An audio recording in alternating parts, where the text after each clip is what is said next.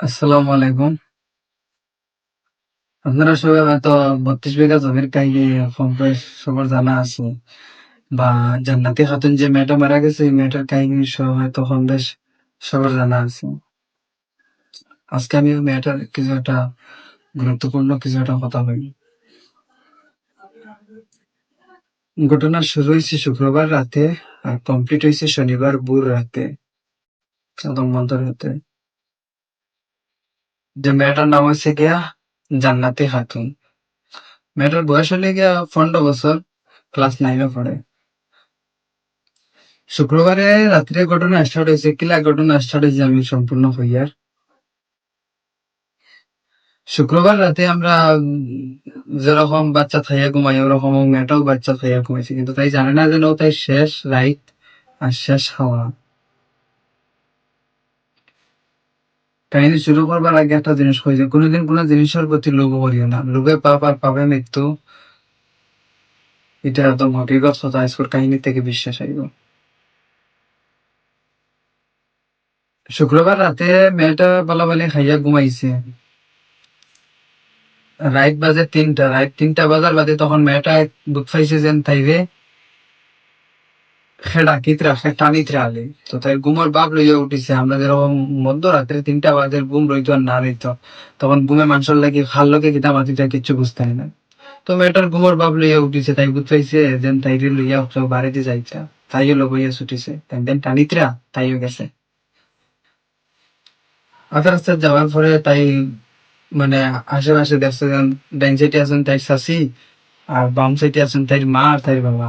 তখন তো তাই ফুল সাহস আছে যে আমার বাবা আছে, তো তাই ঘুমের বাপ লইয়া চল রে। আধা ঘন্টা রাস্তা পাড়ি দেওয়ার পরে ভুট্টা খাটাইছে, ভুট্টা খাটার দিকে লইয়া যাওয়ার লাগার পরে তখন তাই মেয়েটা মানে জিজ্ঞাসা করতো আসলো যে মা আমরা এই বাইরে কিতার লগে আইয়ার এখানে জিজ্ঞাসা কমপ্লিট করতে পারছে না। তার আগে করতে গিয়ে এসে রড দিয়ে বাড়ি মারিচ্ছে, রড দিয়ে বাড়ি মারছে মাথা, তারপরে শরীরও মারছে আর মুখও চিপামারি ধরছে সে। তখন তাই আর কিছু মানে মাতিবার আর চান্স পাইছে না, চিল্লাইবার আর চান্স পাইছে না। তখন লগে লগে তাই নিচে ফেলাই দিছে। নিচে ফেলাইয়া মানে ভুট্টা খায় যেটা একটা জমিন আছে, ভুট্টা খায় যেটা এটা ভুট্টা তোমার পাহাড়ি মনে হয় এটা জমিন আছে, ও জমিনের স্থল তাইরে ফেলাইছেন।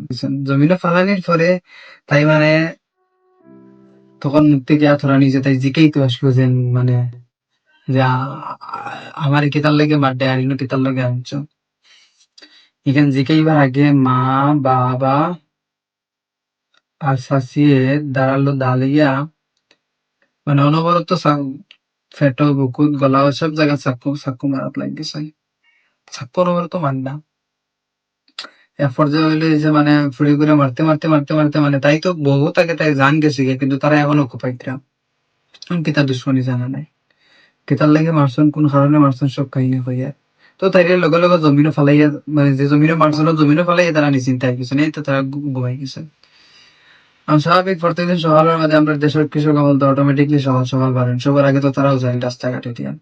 তো যার যারই জমিনে গেছে না জমিনের যে মালিক ও জমিনের মালিক যাওয়ার পরে তাই দেখছেন যে তারা জমিনের মাঝখানে আলি রক্ত রক্ত চিনি চিনেছেন রক্ত দেখছে। রাস্তা থেকে চিনে গিয়া দেখছেন একটা ফুড়ি ঘুমা ফুড়ি তো দেখে চিনালিছেন একটা তমুকর ফুড়ি।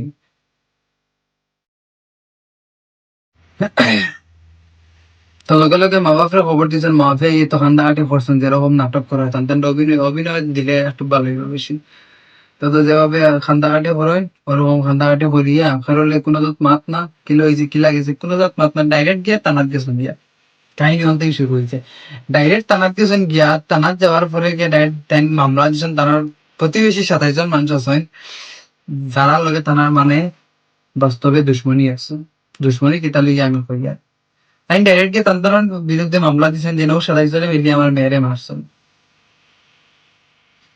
বুঝবাই তো ও ২৭ জনের নামে মামলা দিয়েছেন, মামলা দেওয়ার পরে তো তারা তো মামলা অবশ্যই রাখবো, নিজের একটা মানুষের মেয়ে খুন হয়েছে আর মানুষের যেসব নামে যদি মামলা দিয়ে তাই একটা রাখতে লাগবো পরে ইনভেস্টিগেশন পরীক্ষা তার মানে যদি এটা সহি না হয় তো ইনভেস্টিগেশন ঘুরাই দিবার, না হইলে তো মানুষের ধরে নিয়ে যাবে। ইনভেস্টিগেশনের লাগি তো অবশ্যই লাগবো, আর ইনভেস্টিগেশন না করে তো জেলও হারাইতে পারতো না, সেই কথা। তারপরে তো ইনভেস্টিগেশন শুরু হয়েছে, কিন্তু পুলিশে কোনো বাবদে মানে ২৭ জনকে ফাঁসাইতে পারে না। ২৭ জনকে ফাঁসানি না মানে প্রুফ সাবুত করতে পারেন না যে এই 27 জনে মারছেন। 27 জনে মানে কোনো বাবদে পারছেন না, তাই না পারিয়া কিতা করছেন, ময়নাতদন্তের যে রিপোর্ট আইছে পোস্টমর্টমর, ও রিপোর্ট দিয়েছেন। রিপোর্ট দেখিয়া তাই না ফুরির মা বাপরে ডাকাইছেন।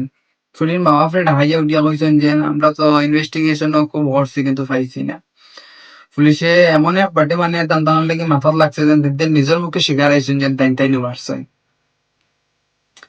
তাইদের লাস্ট ফিনিশিং কো মানে না করতে করতে সবার ফলা শাসি যেন টাইম স্বীকার হইছেন। তারপরে চাচা দিন টাইম স্বীকার হয়েছেন এজন হইয়া হইতা। তারপরে মাহফেদ হোসেন যেন অলরেডি দুইজন শিকার আই গেছেন আর আমরা তার বাঁচিবার কোনো লাইন নাই, আমরা শিকার আই যাই। ও তেন দিন শিকার আইছেন, শিকার আইয়া ফুল কাহিনী বলছেন যে তান প্রতিবেশীর লগে 32 বিঘা একটা জমিন লাগি খুব লড়াই চলে মানে বহু দিন ধরিয়া। আর তেন ও একটা মানে বুদ্ধি করছেন, এই বুদ্ধিটা দিছেন তার শাসিয়ে। শাসিয়ে বুদ্ধি দিছেন যে তোমার নিজের মেয়ে দেখু আছে ওগুলো মারিলাও, মারিয়া তারার জমিনের সাইডে দি পালাইয়া রাখি দিবাই। আর তখনকে তারা মামলা দিবা যেন 27 জনের বিরুদ্ধে, 27 জন জেলো আমি পাবো, অটোমেটিক তুমি তাই জমিন পাই দিবা।